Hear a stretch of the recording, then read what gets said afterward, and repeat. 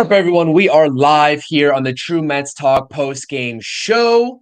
I am joined by my guest, Nick. If you all are not familiar with who Nick is, he is a co-host of the He Did This To Me podcast. Also, my co-host on the True Knicks Talk postgame shows as well. The very first time that we are talking New York Mets baseball on stream together. This is going to be at least a little bit of a somber postgame from me because this was a horrid performance by the New York Mets in this 4-2 L. We'll say what's up to Nick here first, and we'll get into the X's and O's of the game. We'll shout out some people in the comments section as we usually do. Nick, how are you doing today? I'm doing well. I'd be doing a little bit better if we were able to, figure out a way to get a W tonight, especially against the lowly Marlins. But overall, though, I do think there's some things to be positive about this team. But some of the things that have really plagued us, not just this season, but, seasons recently, they all reared their ugly heads once again tonight. That is absolutely true. And if you all do not know about Nick's podcast, him and his father run the He Did This To Me podcast.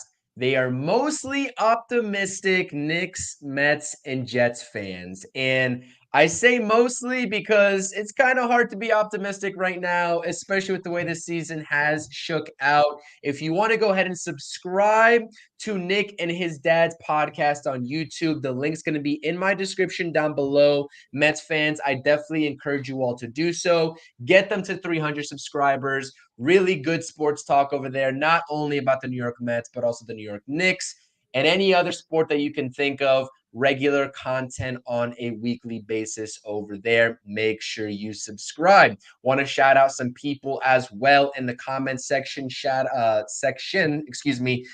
to Brad. Too many times this offense does nothing and the pitching comes up short. Definitely valid. And Junior, who is a part of our pregame stream as well between Rob and myself. He can't make it. He has some prior commitments. He's not on this postgame here with us. Mets did exactly what I knew they would do, play awful defense and lose to one of the toughest teams for the Mets, that is, in this division since 2007. You're right, Junior. This Marlins team seems to perpetually give this Mets organization troubles, especially back to that 07 season where they desperately needed a win and they came out flat just like they did tonight. So let's get into the actual content portion of this stream because Tyler McGill, in my mind tonight, it was like a little bit of a teaser. And it was such an unusual start because he started off so hot. You can see the put away pitches were fully working for Mr. Tyler McGill.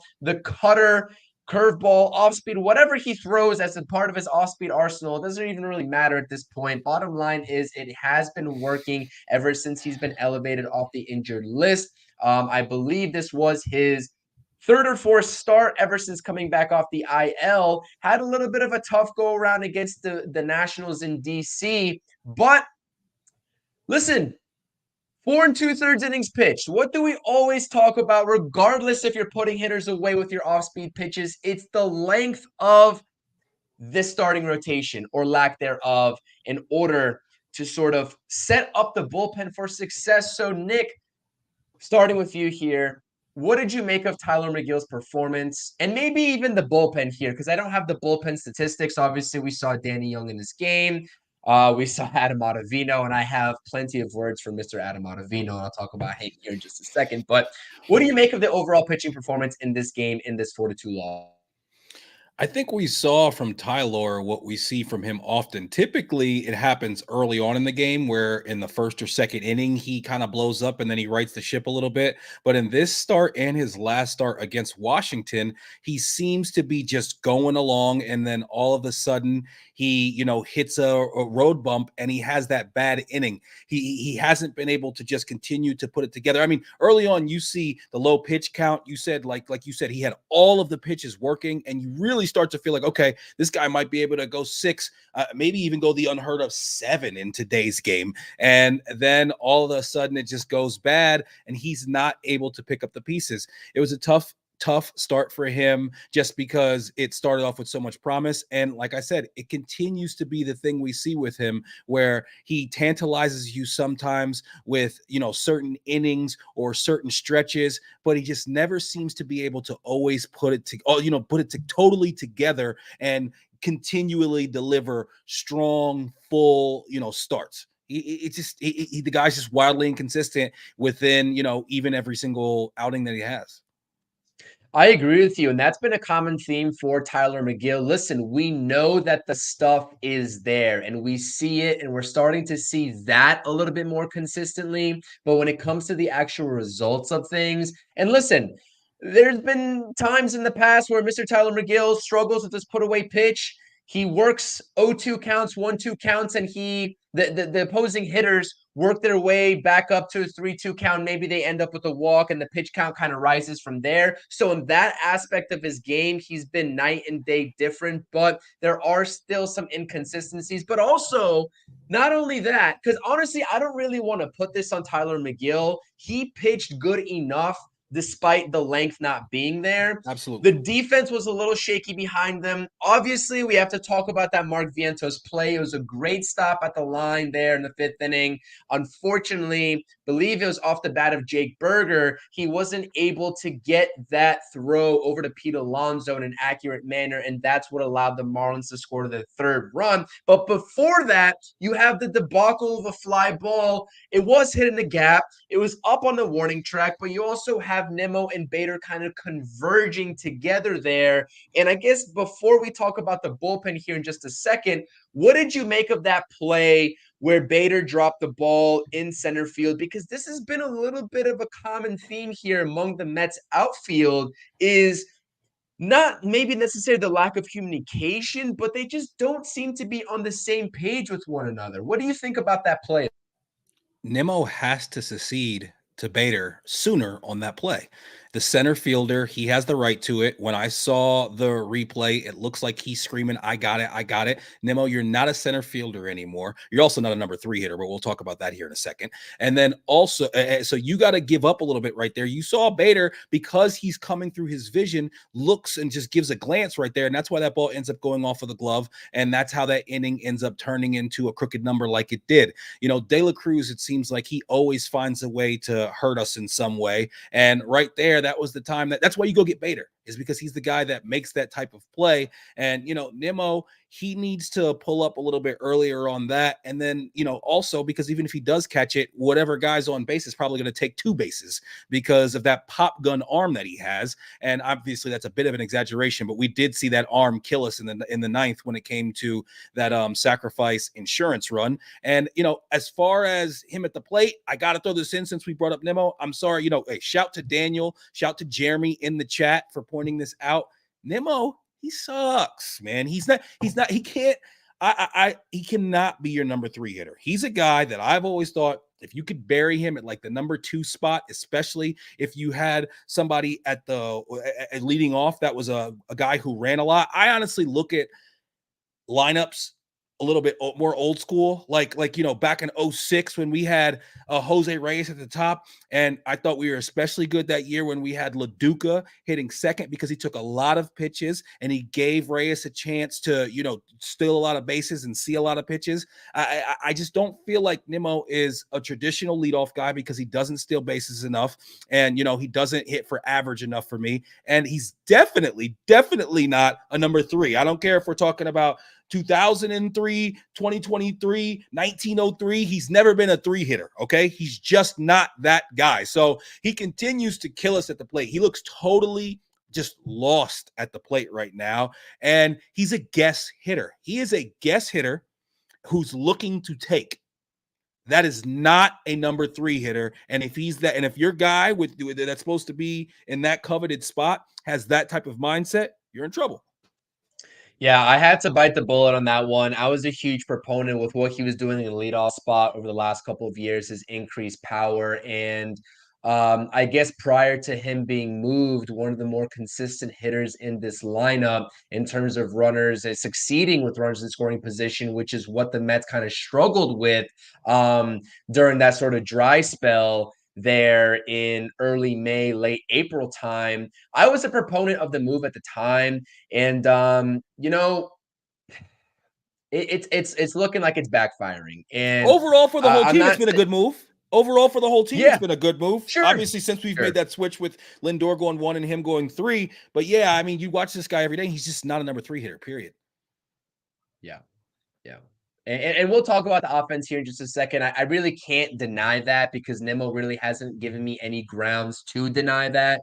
I can't really back up my take either, but I was pushing for that hardcore. But at the very minimum, at least they got Francisco Lindor going for the time being. Hopefully that remains consistent as well, as he took the over, I believe he's over his last 9 or 10 from that leadoff spot. But nonetheless, he looks like he's a different hitter up there at the top of the leadoff spot. But want to shout out everybody in the comment section. Daniel just saying that he subscribed to your channel as well. Appreciate you, Daniel. Always tuning in here. Believe I saw Junior's comment in here as well. Up at the top here, my guy that does the Knicks content. Let's go. You are a fan favorite on the channel, Nick. We appreciate you always doing dual streams here with the True Knicks Talk. And now, True Mets Talk podcast. We will be having you on talking Mets baseball more because listen, our Knicks are in the off season. I dropped a video earlier on my channel with the Knicks shirt, kind of reminiscing about an actual good team I can root for now that the Rangers are done. And I'm going to be stuck here until I inevitably have to go through some pains with the Giants and you with your Jets because we all know how New York football goes. I don't know what And you're I talking just will about. end I it don't at know what you're that. talking about. It's a new day. I'll end it at that. But I do want to make sure that I shout out everybody here as well. Jeremy, appreciate you all. Make sure you're hitting that thumbs up button. Like I said, if you all like good sports content, make sure you just go and subscribe. Do me a favor, subscribe to the He Did This To Me podcast. Link in the description down below. Moving on with the pitching, listen, I like the way that the bullpen has been shaky as of recent. Tyler, like I said, like we both said, didn't give this bullpen any length today. And this has been a problem for the Mets as far as the eye can see in terms of seasons prior. But today, the bullpen looked rejuvenated, coming off of an off day, coming back from London. They looked reinvigorated. And that does not include Adam Ottavino, because guess what Adam Ottavino went out there and did? When the Mets desperately, and in hindsight, it didn't really matter, but at the time when you put him in the 9th inning, you expect him being the veteran, keep it at a 3-2 ball game. Instead, what does he do? Gives up a leadoff single. Everybody and their moms love to steal on Adam Ottavino when he gets up there on the mound. Obviously, the throwing error, I believe it was called by Francisco Alvarez there, allows the runner to go to third base, and the sacrifice fly to Brandon Nimmo, like you said, easy insurance run. That CP, I can't gotta ask happen. you a It's not question. part of the I ball gotta ask game. you a question. I gotta ask you a question because Go ahead. this is killing me right now. Go Can ahead. somebody explain to me? And Ottavino is one of the worst offenders when it comes to this. But Second worst in the entire league, yes. can anybody in the entire world please explain to me how, as an entire team, for the last decade, we've been horrible at keeping runners at bay on the base paths? How is that? I don't understand. I'm talking about going back to like, early Thor, like, and everybody in between. It just seems like that's something that we can't figure out, and I don't get it.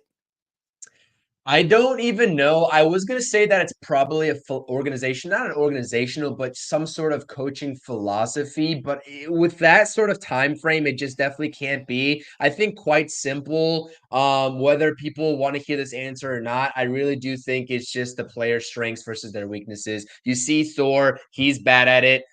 He's actually, it was funny. Last season, this offseason, I dropped a video.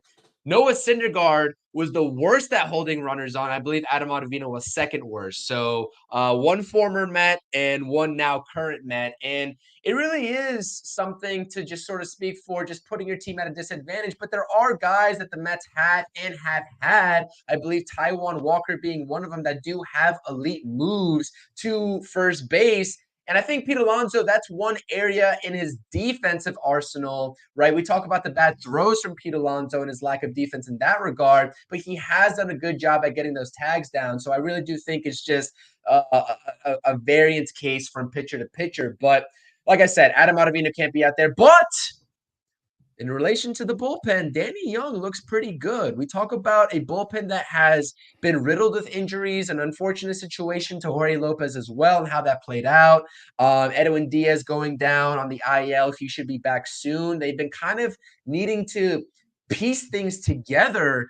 Daniel Nunez has been also another one that's been absolutely brilliant. Danny Young now coming out of nowhere. Obviously, Reed Garrett starting to slow down just a little bit, but the pieces have, I guess, been maintained and they've been sort of staying afloat. It's just when one part of this Mets team gets hot and produces, right? Like the bullpen was able to sort of step up today and hold the Marlins at bay until the ninth inning. The offense just doesn't produce.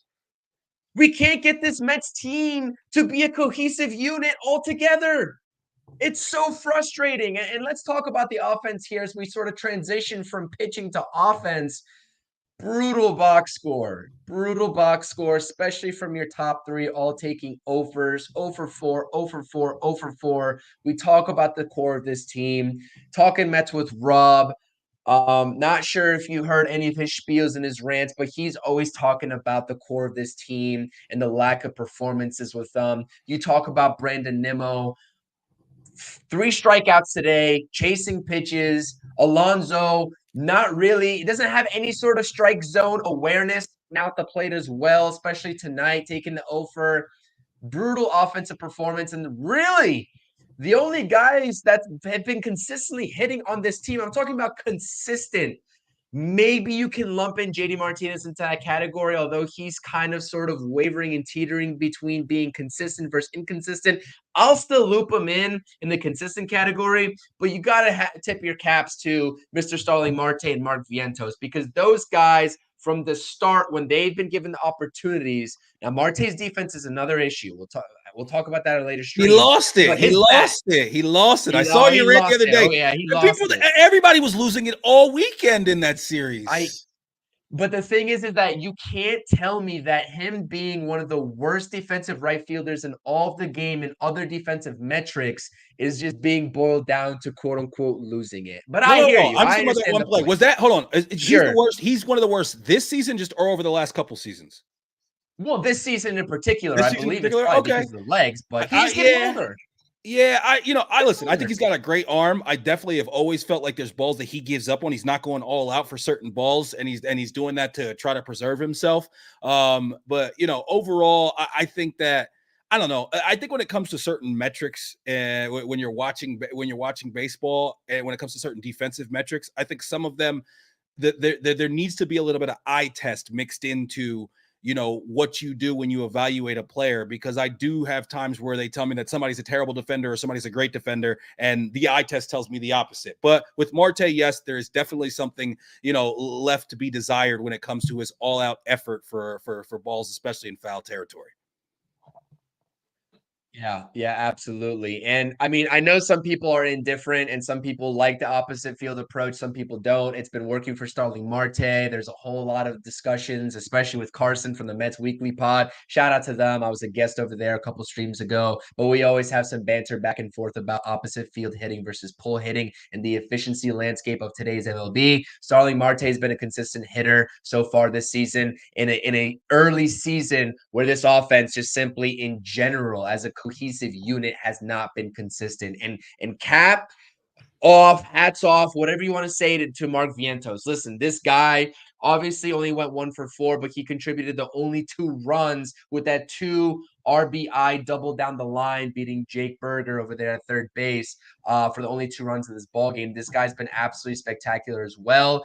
And I don't really know what has to happen here because there's only so many different lineup combinations that you can exhaust to where when it gets to a point where that's not the issue. It's just either a talent issue, an effort issue. I don't even know anymore. But the bottom line is here to follow up going 4 for your last 5 and going into a homestand, kicking off a 6-game homestand against a lowly Marlins team that has been 1 for 7. That's been 1 for 7 of their last 8 games played, to lose tonight in front of the home crowd, which I guess looked a little dead at Citi Field there on the weekday. I don't even know what to say anymore. But What are your issues? What are your gripes here with this offense, with this unit, minus Nemo being in that 3 hole? Like, what is your concern as we keep progressing through this homestand and the rest of the season? What are you looking for this offense, or I guess what's missing in your eyes? So, couple things when it comes to the offense that I see that are killing us at the moment. And I'll end this with a question back to you, because everybody always likes to talk about, including myself, likes to talk about the different problems, but it's like, okay, so what exactly is the solution? First and foremost, Pete and Nimmo, sometimes they just don't even have competitive at bats. Like tonight, they didn't have an at bat that was even, they didn't square a ball up and hit it hard foul. You know, even Lindor has gone up and down, but today he didn't, have a great night at the plate. But he at least had a couple balls that he squared up that he was a little bit out in front of that, he shot foul. Sometimes when you look at Pete and when you look at Nimmo at certain points, it's like if they get slightly behind in the count, it's a wrap. It's over. Just go ahead and give them the K, which is going to be whether or not it's going to be forwards or backwards. Nimmo might look at it, or if you throw them that slider off the plate, any sort of breaking stuff, they're swinging at that every single time. Marte, I think, has played much, much better this year. Obviously, I'm totally okay with him and the entire team taking an opposite field approach. It's not like we have a bunch of big boppers in our lineup to just get people on for and hope that we need to play station to station, a little bit more of complementary baseball. And that's what good teams do. As you said before, when the offense plays pretty well, we give up a ton of runs and we lose. We've had a lot of games this year where we lose them 10-8 or 9-8 or some shit like that. And then on the flip side, when we pitch decently well, McGill, just like you said earlier, he did enough tonight.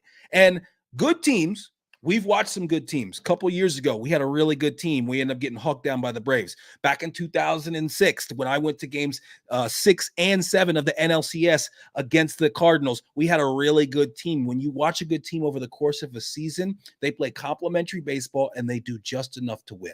The game when they're up 8-4, the other team comes back and scores 7, but doesn't quite overtake them. And here recently, in this 6-3 stint, you felt like the Mets were starting to do that. You felt like they were starting to play a little bit more, complimentary, just figure out a way to get it done baseball. You're having late game comebacks. You're having, large scoring games that you win. And now we come back and we lose this game to one of the worst teams in baseball after coming back from the split against Philadelphia, best team in baseball. But I'm telling everybody to go ahead and pump the brakes a little bit. It's not that serious, okay? A team, I'd love the team not to do this, but over my entire life, team goes and does some shit where they go fly overseas and does something like that. They come back the next game, it's a letdown. You come back to the next game and Citi Field is empty, it's almost definitely going to be a letdown, and they looked a little sluggish. What a difference a week can make. Doing the weekly podcast with my dad, it's funny because there's certain weeks where we'll come out and be like, the Mets are dead. And then we come out the next week and I'm like, yo, are the Mets back? And so I think we just need to take it easy. We got to win 2 out of 3. We got to win these next 2. Okay. This is against the Marlins. We have to go ahead, win these next 2, win this series. And then from there, we need to continue to try to go like 6-4 over 10 game stretches for most of the season and get hot one time and go 10-2, and then we're in the wild card. That's what it's going to look like for us. I didn't come into this season with a ton of aspirations, and I'm not going to now, all of a sudden when we're, 7-8 games below 500, get really, really down when things go bad. This is the type of year that we're in for. We're in for a year where we hope to see some young kids do things. We hope to see a guy like Vientos come up and get 10 extra base hits in his first 70 at bats. I know you're president of the Vientos fan club, and I love the fact that this guy has gotten his opportunity. He's taken the bull by the horns, and he's gotten a little bit better with the glove. Need to see him make that throw. I need big time third basemen in the MLB to make that throw 10 out of 10 times, not even 9 out of 10. Okay. Great pick, but you got to make the throw as well. But he has improved with the glove, and he's been absolutely fantastic at the plate. So We got to continue to look at things like that as the silver lining of this season. The best case scenario is we sneak in with the wild card. And as we know in baseball, once you get in, anything can happen. You get hot at the right time. But this is not some team that's definitely, we're not competing for the division. We're hoping to sneak into the wild card. And we're 6-4 in our last 10. Okay. So we just came back. We'll get it right. We'll get these next 2 wins. And then, hopefully they can give us a little bit of positivity to look to moving forward. My question for you is this. If Nimmo is not the number 3 hitter, who is? I mean, you'd ideally probably stick Alonso in that situation there, or you do JD Martinez. I think those are the only 2 answers at this point. I mean, I'm not moving Vientos past the 5th spot. Why? And this is where I'm saying, like, why? I just think that there's a certain element of him being comfortable in the lineup where he's at. And I'm not sure, like, I haven't done any sort of breakdowns in terms of just the naked eye or just the numbers of it in terms of the pitches that he gets when he's hitting 5th or below. But for me, it's like, where else would you put the other guys in the lineup, though? This Mets team, by virtue of like the personnel that this Mets team has, right? Your top 5 guys, we all knew this was going to be a top-heavy offense, a top-heavy lineup. So who are you taking out of the top 5 if you're putting him in? So, I mean, I think 4, that I should say top 4. Sorry. Yeah. So with the number 3 hitter, honestly, right this second, my number 3 hitter would be Starling Marte. And my thing is that the guy was the number 2 hitter. The best he's ever been as a Met was when he was the number 2 hitter. Okay. Right now, he's crushing the ball. He's hitting it to all fields. He's doing a lot of that with, nobody on base. And I would love to see Lindor, Nimmo, then Marte. Then you give me Pete at the 4. Like I said, I like an old school lineup. Pete is a cleanup hitter to me. He just is. Like I understand the analytics. Number 2. Listen, I'm almost 40. Pete's a cleanup hitter. And then I would have JD after that. And then from there, I think you can mix and match. And actually, no, I got JD after that, and then I got Vientos after that. And I honestly, at that 3 spot, I would rather see Marte, JD, or Vientos than Nimmo. He's just not a number 3 hitter. So I don't understand the whole let's put him at the back of the lineup. That gives him less pitches to hit. If he's up in the lineup and he's got, say, a Pete Alonso behind him, Vientos is just going to see more good pitches. And I didn't expect Vientos to be quite this great. And we know he's not going to be quite this great. He's not going to hit 350 plus. But at the end of the day, what do we have to lose? Move these guys around, see what they can do. You're not going to ruin the kid's confidence by if he comes to hits the 3 hole and goes 3 for his next 30. He'll be all right. He's a young kid. He just got sent down. He came back from that. At the end of the day, I think that just the more games that we let Nimmo be there, we're just throwing away ball games. We're throwing away key at bats in every single ball game, and we need to try and catch lightning in a bottle this season. So he can't be waiting. Let's go. My thing is that the lightning in the bottle is, I don't think it's going to come from any sort of lineup changes. I don't think that's the lightning in the bottle that the Mets are missing. I think the lightning in the bottle the Mets are missing is just pure talent. That's the only thing that's happened. That's the only lightning in the bottle we've caught all season is when we made the big lineup change. When we moved Lindor to the 1 and we moved Nimmo to the 3. Since then, not just the record, but the offense is one of the best offenses in the major leagues. They showed the stat tonight. Or in the National League. They can't hit with runners in scoring position. So I agree with you 100% wholeheartedly that Mark Vientos has been doing that at a consistent rate. And of course, sure, they can go ahead and try Mark Vientos there. Like if they did that tomorrow out of nowhere, would I be pissed off? No, I'd be excited. Let's get after it. I just don't think they're going to do it, 1. And 2, like there has to be some sort of just discussions about the actual personnel. Like, how does this lineup mesh together? Are they talented enough to put together runs and stretches consistently to make them a playoff team? I think the answer right now for that is probably no. Like, agreed. Until we see differently. So I took an optimistic sort of approach to begin this homestand. And just because they lose game 1, I'm not going to kind of deviate away from that, because I threw up this poll right here, Nick, in my video today and on the community tab. I tossed up this poll. Mets fans, I asked Mets fans, how many games minimum in this 6-game homestand would the Mets need to win versus the Marlins and Padres? My answer coming in was 4. One game doesn't change that because they can still achieve it. But like everyone in the chat is saying, and one thing that we haven't talked about this lineup yet, and it's a very, very obvious issue. The statistics support it, but there's no other sort of phenomenon that gives me a reason to why it is. And by the way, right here, if you haven't voted yet, go to the community tab and make sure you vote. I would appreciate that. I'd like to see the final results with some more sample size to it. Is why can't, like Emmy's saying, and like everyone else is saying in the chat, I believe Ricardo's saying it as well. Shout out to Ricardo. Appreciate you being here as always. Why can't this damn team hit at Citi Field? Why can't they do it? Because it's not rocket science to me. The dimensions really aren't that different than a lot of other ballparks. Left field shorter than right field, if I'm not mistaken. I understand that. We saw that with JD Martinez almost taking that game-tying home run right to the warning track in right center field. Why can't they do it? And honestly, I'm posing this question because I have no answers to it. Brandon Nimmo, I believe in an interview, acknowledged it.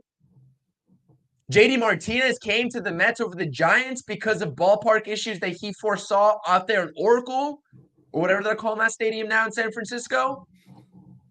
But this is a big problem, man. This is a big problem. And we saw last homestand when we were hyper, like maybe this could be the turnaround.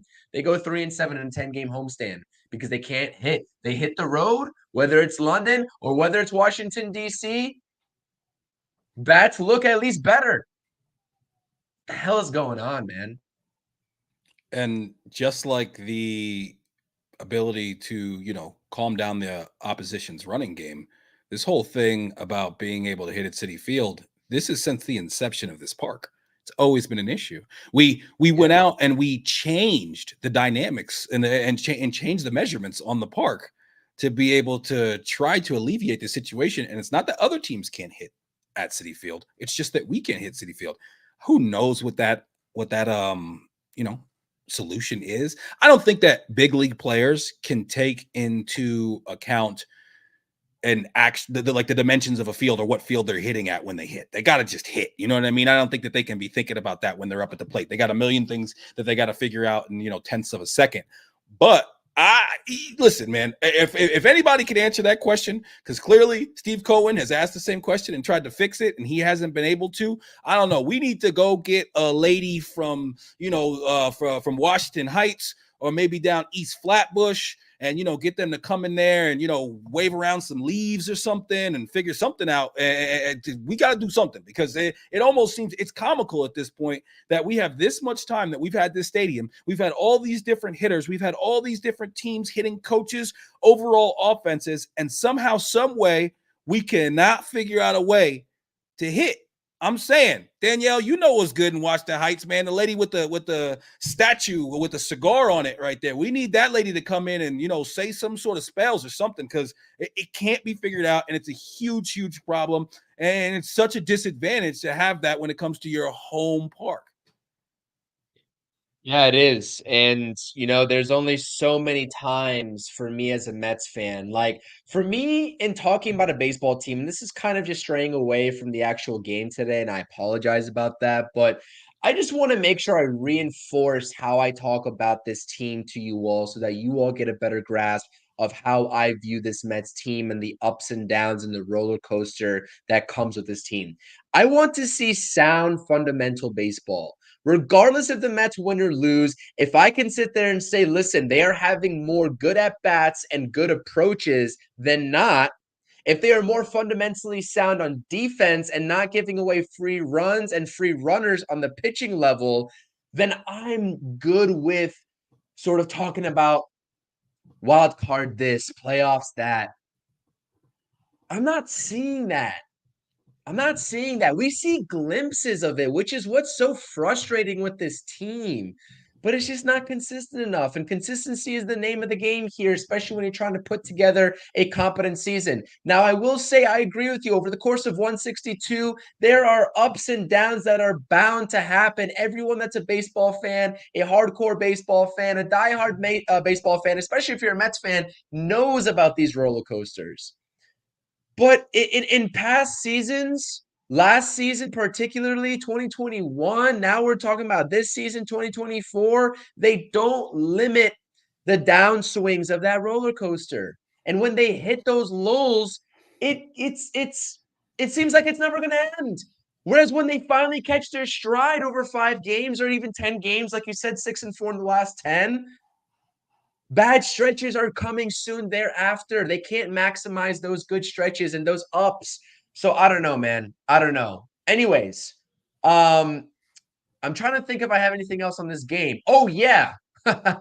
Jeff McNeil pinch hitting for Jose Yo, Iglesias. Jeff Squirrel can't find a nut, man. Yo, come on with this guy, yo.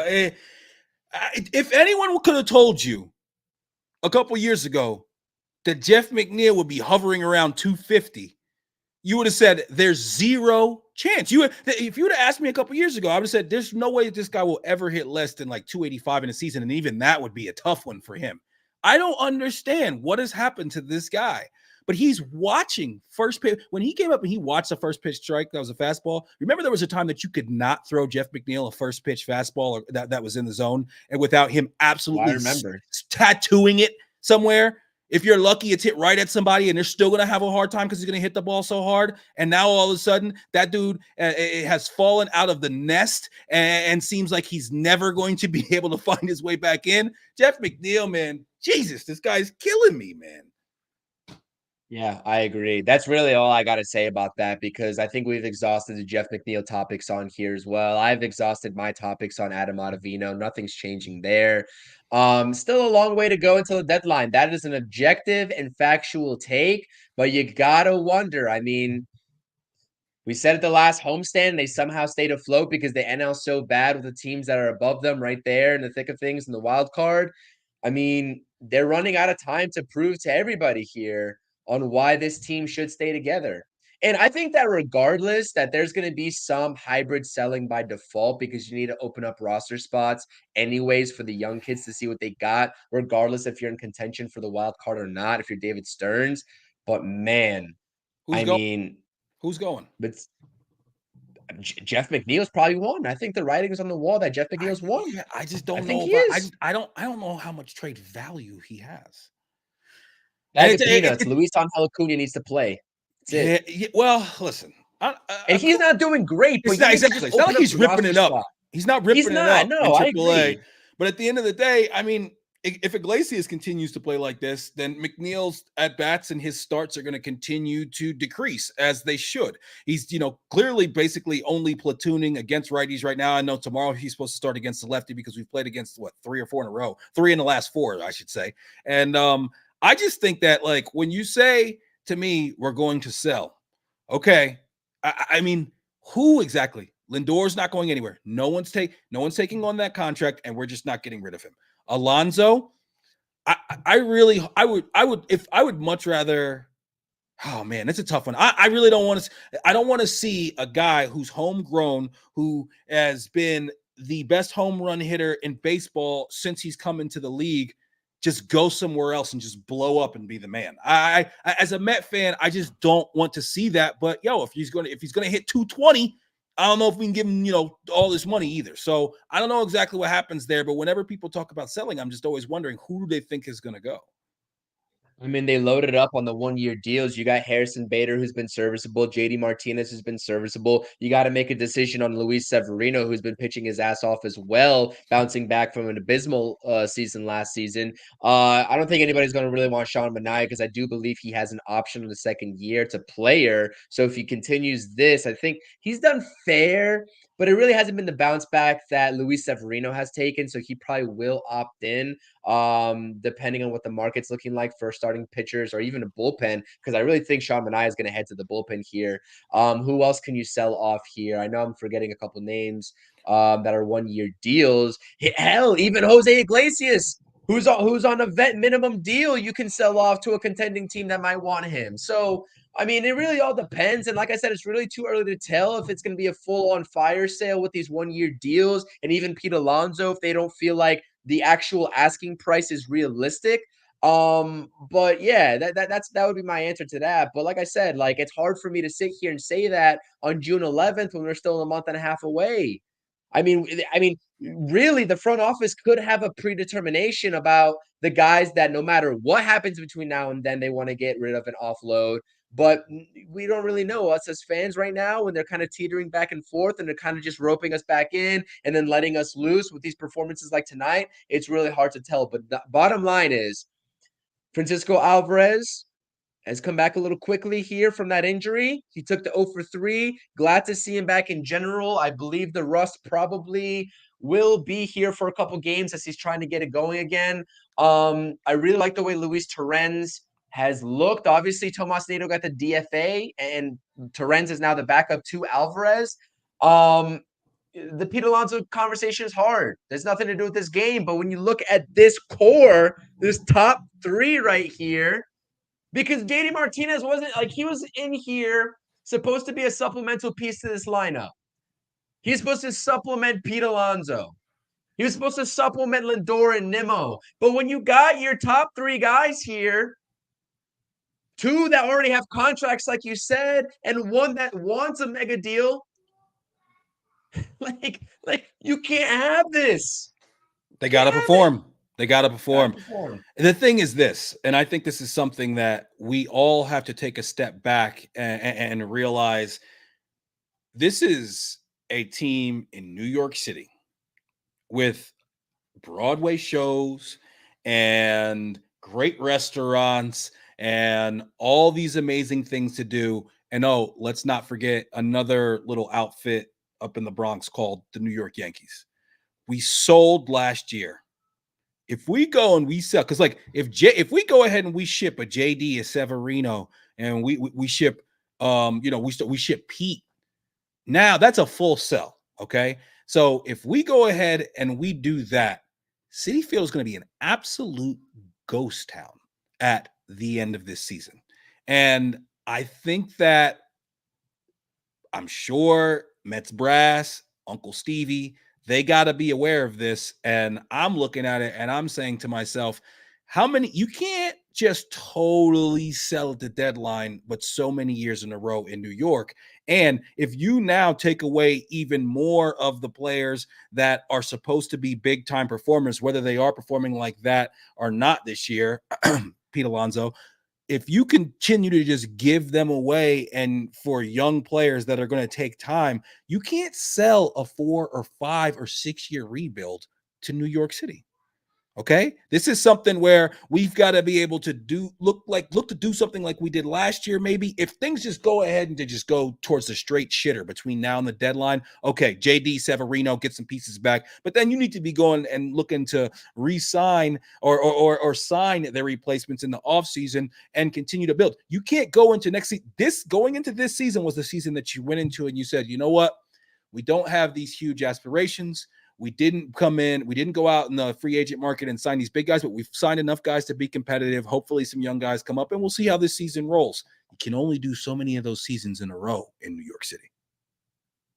Yeah, I agree. But the thing is and Junior brings up a point too. You bring up the ghost town. One, I don't think Steve Cohen gives a rat's ass about how many Mets fans show up. I believe that he has given full reign to David Stearns in this first year. And I truly do believe in David Stearns. I think he's a baseball mastermind. And it's going to take more than one offseason to truly unveil that, right? With what he's done in Milwaukee, changing that organization as well, making the playoffs however many years that he's been at the helm over there. I do think that's going to translate, but you need to take some time because, listen, you're coming up, and everybody knows this. This is a rehash of everything we talked about in the offseason and so far this season. The Mets are in payroll purgatory. There's like $100 million or 97 point whatever to be exact of dead cap money being paid. Yeah, but who cares? But but there's no cap.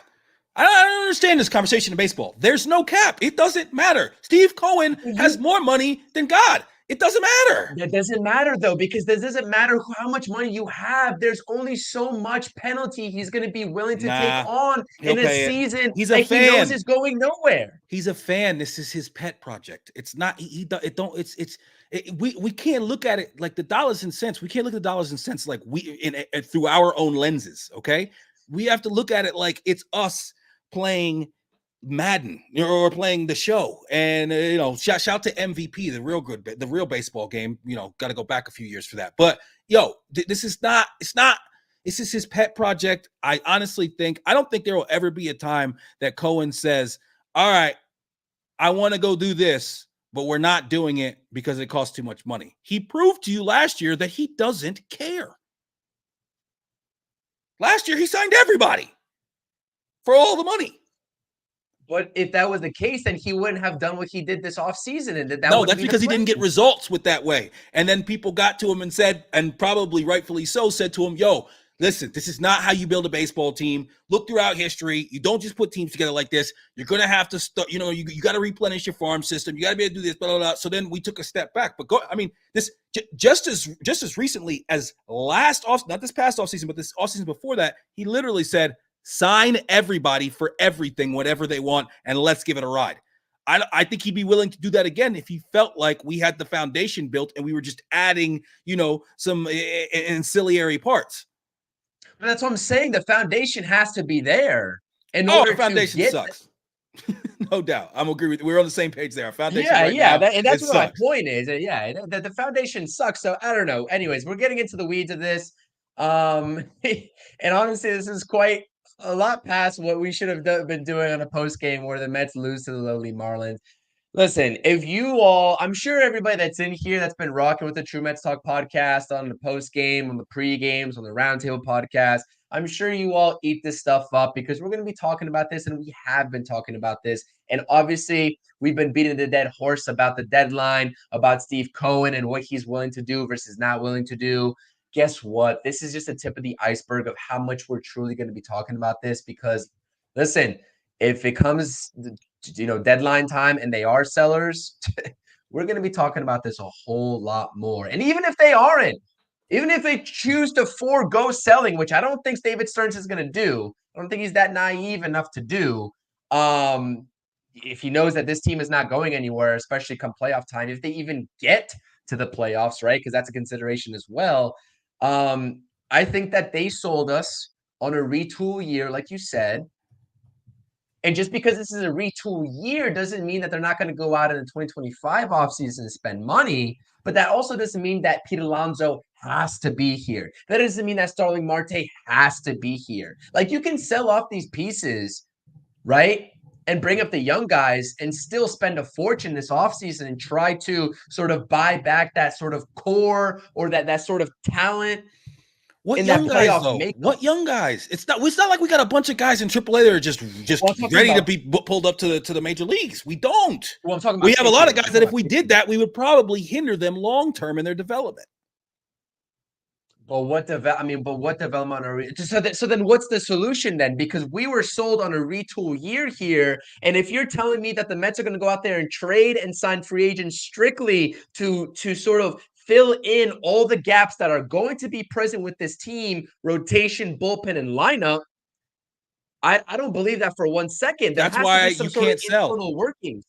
That's why you can't sell. That's why I don't think that they can sell, because it's not like we have these players that are sitting around in AAA that are just waiting to be brought up. So you're going to, typically when you sell players, you don't sell them for AAA ready to play players. Either you sell them for guys that are going to take a little bit of time, like Acuna, let's say. And we can't continue to sell that narrative to our fan base of, okay, we got a few guys who are going to be really good in 2 years. We can't continue to do that. So that's why I don't see the huge sell-off. I see us, if we really, really go in the tank, like you said, some of those one-year deal guys, JD, Severino, those are going to be the guys that we end up seeing going. But what we have to look at for the rest of this team is that, like you said, we're not talented enough. We're just not, okay?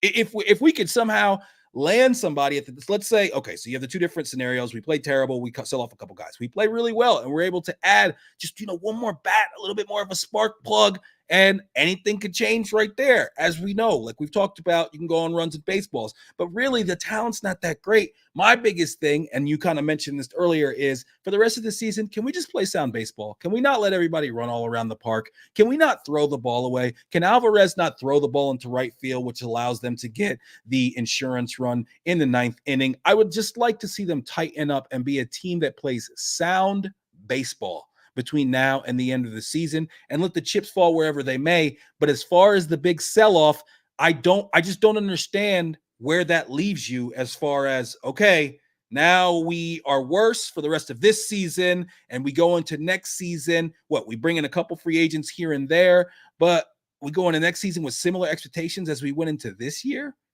I don't see Steve Cohen going for that, and I definitely don't see the fan base going for that.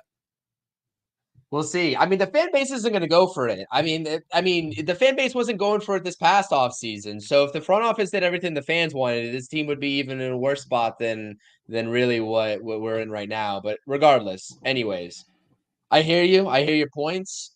I still think there's a way to do a hybrid sell and remain competitive for 2025, all things considered. And when I talk about guys coming up for next offseason before we round this out, I'm talking about maybe your Drew Gilberts, who obviously has been hampered by injuries. Same thing with Jet Williams, although I'm not as convinced with Jet Williams, the long-term wrist injury. Luis Angel Acuna has been performing, but you also got a fast riser in Mr. Ryan Clifford. You got Nolan McLean coming up, two guys that are absolutely raking right now in the minor leagues. And you got a whole plethora of talent in terms of the rotation standpoint. One is Christian Scott.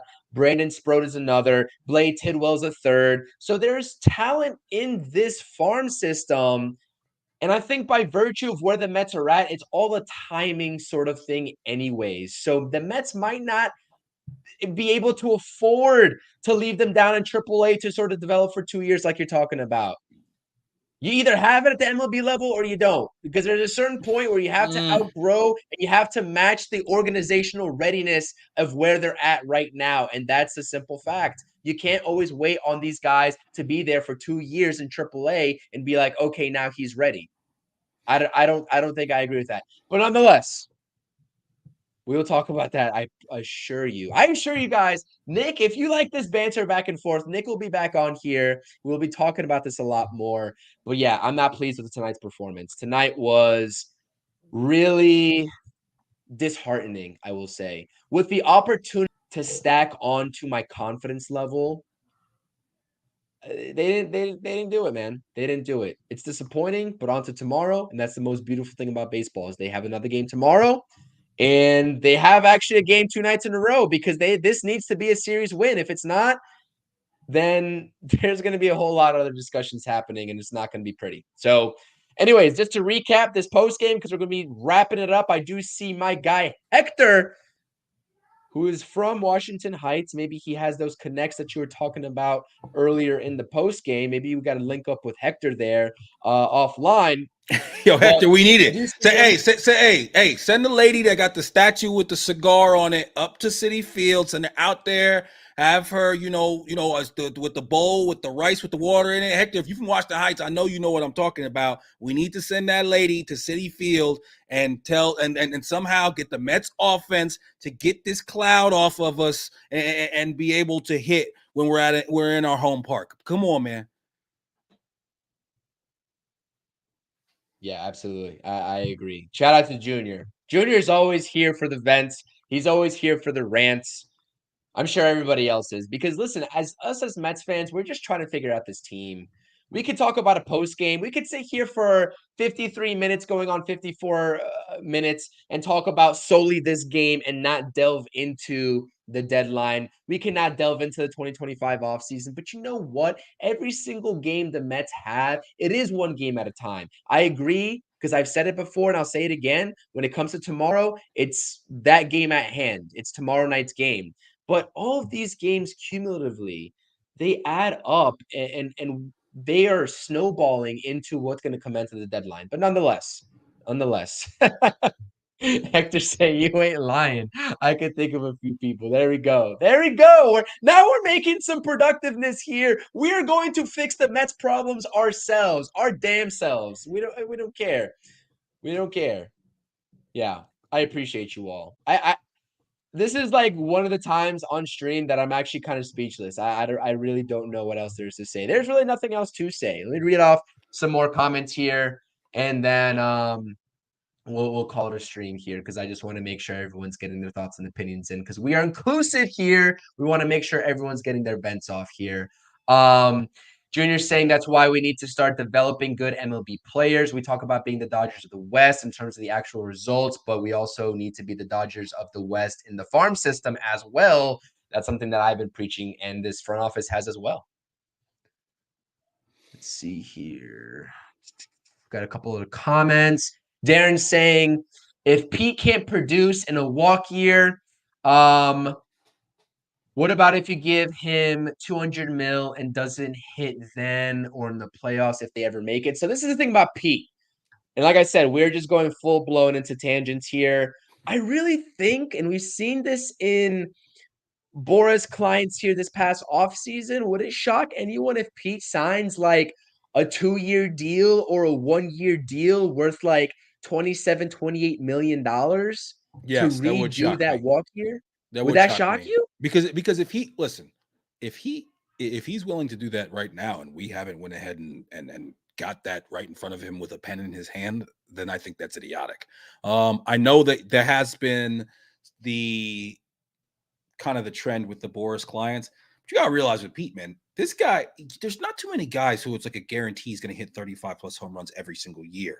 And he's a big bopper, and he has been that consistently. Even this year, with his numbers being somewhat down, and the batting average all the way down to 240, even though that 240 looks a lot better than the 220 it was for quite some time. And Pete's the type of guy that if he can get his batting average to up to 260, he's a very, very productive, player. And I think the defense has gotten even a little bit better, even though some of the throws have been a little bit wild. I've seen his footwork around the bag get a little bit better. He's going to get that money from somebody. Somebody is going to give him that contract that he is looking for. It's just whether or not it's going to be the Mets. There's no doubt in my mind that he's going to get that type of money. We'll see. I mean, I don't know. Rumors were just rumors about the contract sheet that the Mets may or may not have offered him before. I believe it was somewhere around 158 or somewhere in that ballpark, and he kind of denied it. I don't know if that's actually factual. I don't think anybody will know until it eventually comes out as fact or fiction. Probably when the offseason comes around and hits. So, Mr. Game here saying we can't play sound baseball with shitty coaches. We got 2 hitting coaches and no one's hit all year long. Why haven't we in the last 2 years? Now I know Chavez had that one really good year supposedly as the hitting coach, and everybody was talking about how great he was. But now we have Chavez, and we have what's the other guy's name? I always forget his name. Okay, first of all, we have Barnes. That's what Barnes. We have 2 hitting coaches, and since the end of the 2022 season, we can't hit. I'm sorry, but the whole knee-jerk reaction of just getting a new hitting coach, if there was ever a time for it, it was sometime during last season or this season.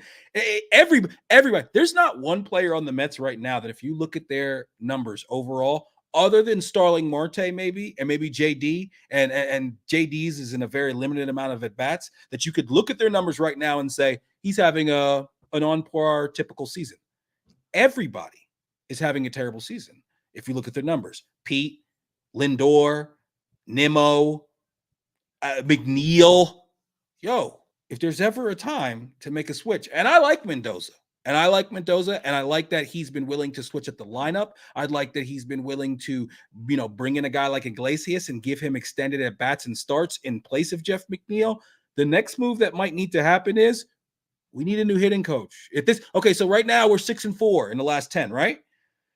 Those 6-4s need to start turning into 12-8s. If those 6-4s start turning into 4 and 6s and 3s and 7s, we have to mix it up when it comes to the hitting coach. We have to.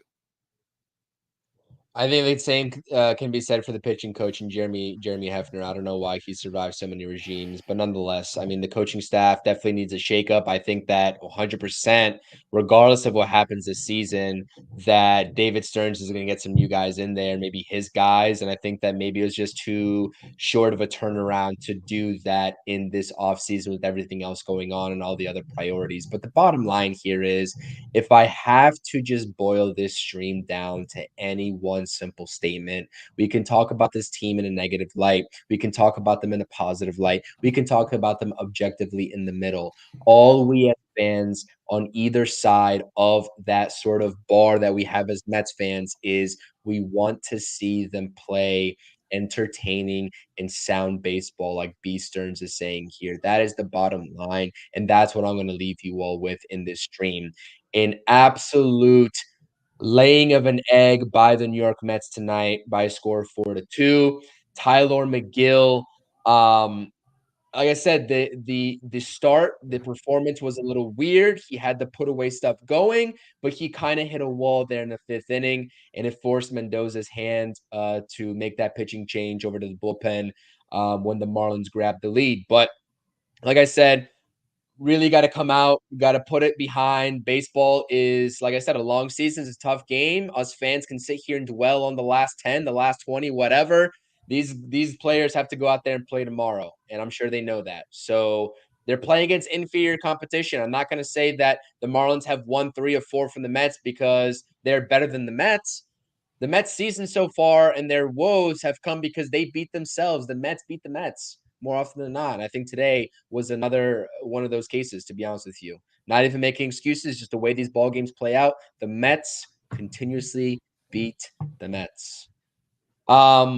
Last order of business, obviously hit that thumbs up. I appreciate you all being here. Thank you all, everybody in the live chat, everybody that may not hit the live chat but are just listening, whether you're watching here live or on the replay, hit that thumbs up for us. Please, it helps out the channel, helps out the stream, the podcast grow. Subscribe to the channel here at CP New York Sports, inching my way over to 800 subscribers. I appreciate you all in helping me get there. Tell your friends, tell your family. You know where to find me on all my social media handles at CPNYSports. And please, please, please, please subscribe to the He Did This to Me podcast over on YouTube. Nick, I'm not sure if you want to give a little bit of a spiel about what your podcast is all about with you and your pops. I should have let you do that at the top of the stream, and I apologize. But since this is your first time here, and certainly not your last on the True Mets Talk podcast, talking Mets baseball on the channel, please go ahead and just plug everything that you got going. Yeah, over it, He Did This to Me. You know, I'm a Knicks, Mets, Jets fan. Inherited all of those from my pops, but we just talk sports in general. It's him and I going back and forth. It's a lot of him making fun of me for the stupid shit and bad grammar that I have.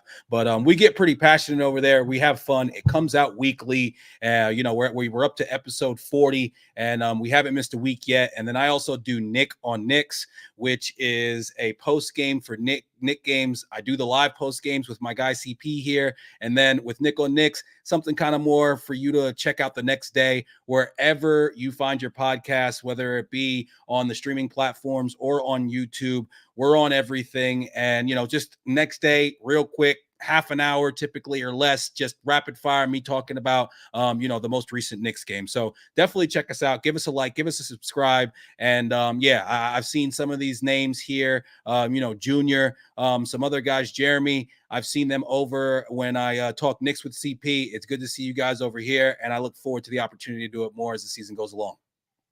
Absolutely. Definitely appreciate you being here. Final thoughts for me.